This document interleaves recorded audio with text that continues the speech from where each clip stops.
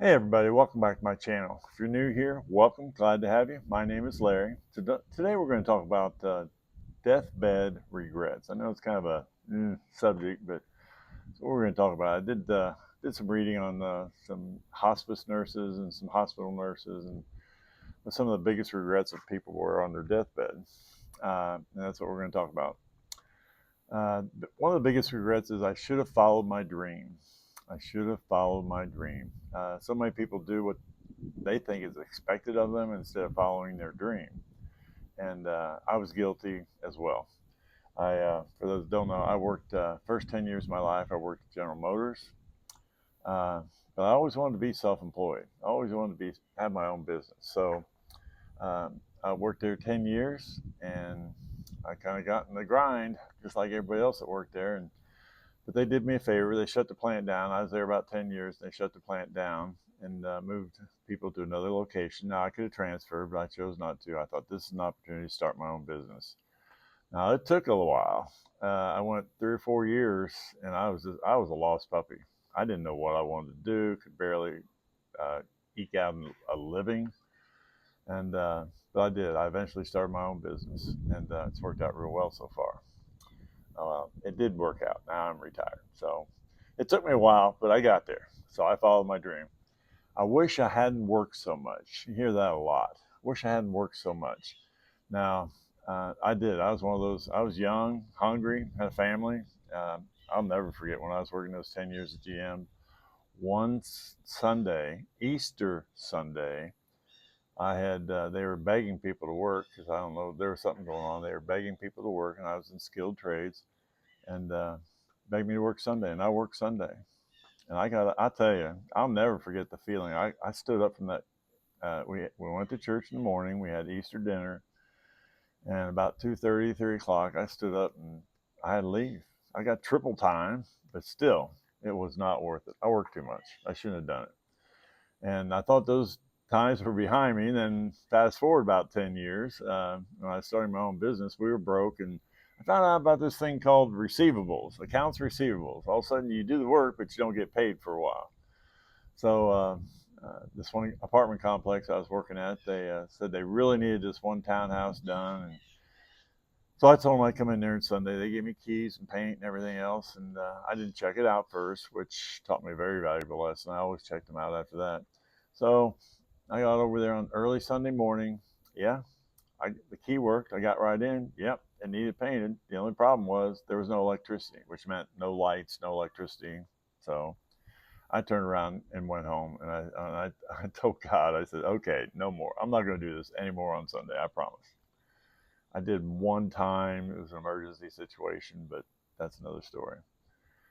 Uh, Another regret that people have is they didn't speak the truth enough. Sometimes they just told people what they wanted to hear. Now, a lot of people speak the truth, but it's the in love, speak the truth in love part that they forget. My dad, uh, my dad would do anything to keep peace in the family. My mother and father were married for 50 years, and they fought like cats and dogs the whole time. I can never really remember them being happy together, but they stayed together for some odd reason. I can never figure that one out. But he would do anything to keep the peace. And to quote Dr. Phil, the peace at any cost is no peace at all. And I had to totally agree with that. But speak the truth in love. Speak the truth. A lot of people just regret doing that. Another big regret is they wish they would have stayed in touch with friends. Actually, in my opinion, we only have 5 or 6, 7 really good, true friends. Lots of people are acquaintances. Uh, and But a lot of people regretted not spending, not staying in touch with friends. We get out of high school, get out of college, we leave work, and we lose a lot of our friends. Now, today, we have the advantage, our generation has the advantage. We have social media, we have Facebook. I use Facebook a lot just to keep up with some of my high school buddies. It's not like we're friends or anything, just on Facebook, but it kind of lets me know what's going on. And it's really a good thing to stay in touch. Another big thing is on their deathbeds, somebody's dying, they're going to be dead soon. They wish they had taken better care of their health. That's pretty standard. I see it every day in a gym. I can see somebody that's my age or a little younger usually. 60 to 70 years old. They've been out of shape their whole life, and now they're trying to get back in shape. Now that they're retired and they have time to do it. Now, I did this. I've always stayed in shape, so that's not a problem. Uh, but I see them all the time. I see them all the time. I do have one friend, not a close friend, but I have one gym friend. I call him Wild Bill. I call him Wild Bill because he works out with an intensity that young men can't keep up with. He's 65, 66 years old, and over the last year or so since I've known him, he said he was like 60 pounds overweight. He had a heart attack, and they had to bring him back from the brink of death, and he had 6 stents put in at one time. And you never know by looking at him now. He is fit as a fiddle. And he said that was a wake-up call for him. But a lot of people, they wait too long. They wait too long. A lot of people hold a grudge. Hold a grudge. If you hold a grudge against somebody, it doesn't hurt them at all. It's kind of like road rage, you know. If you cut somebody off in traffic, doesn't that bothers them a lot, but you don't even know you did it. And a grudge is a lot like that. And there's a thin line between holding a grudge and forgiving people, and just staying away from toxic people. There's a lot of toxic people out there. I just don't want to be around anymore. Another big regret is they wish they'd have laughed more. This is my wife has this down to an art. She laughs at her. She'll do something so stupid and just laugh about it, and she'll probably live to be 100 because hardly anything stresses her out. But a lot of people wish they had laughed more. A lot of people on their deathbed said, "Man, I wish I got my affairs in order." Now, I made a video about this a month or two ago about what important papers. You got to get all your ducks in a row. And a lot of people on their deathbed, they don't have their ducks in a row. They haven't told anybody where their papers are, where their will is, if they have one.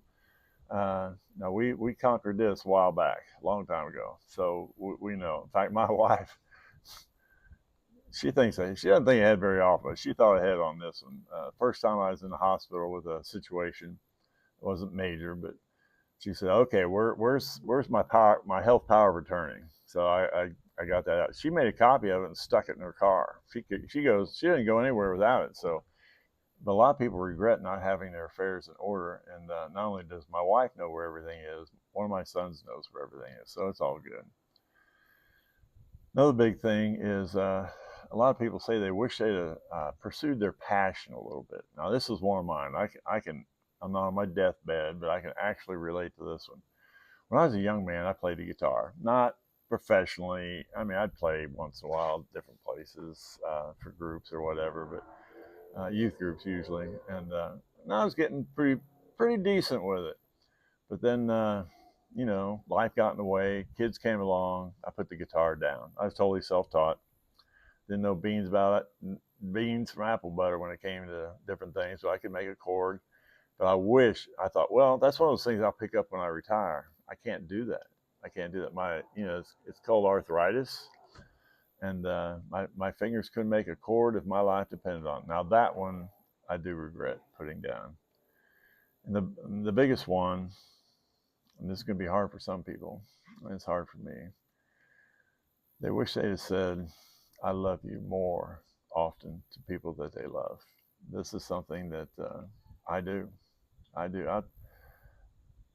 I was given a hug by a guy Saturday at church. I hadn't seen him in 6 weeks, and he came up, and in fact, he gave me some help getting this YouTube channel set up initially. Once I got going a little bit, he gave me some pointers, and he didn't know me from anybody. I mean, he knew me, but I don't consider him a good friend or anything. And he came up and gave me a hug and said, "I love you, brother. I'm glad your things are going well for you." And but we just don't say that enough. We don't say that. We do it all the time now. We do that all the time, and that's one of the biggest regrets of people. Well, that's about all I've got for now. I hate to be such a Debbie Downer today, but these are some lifetime regrets, and maybe we can avoid some of these if we're smart. That's all I've got for now. If you got anything out of this, like, share, subscribe. Until we meet again, I'm going to continue to press on towards that goal.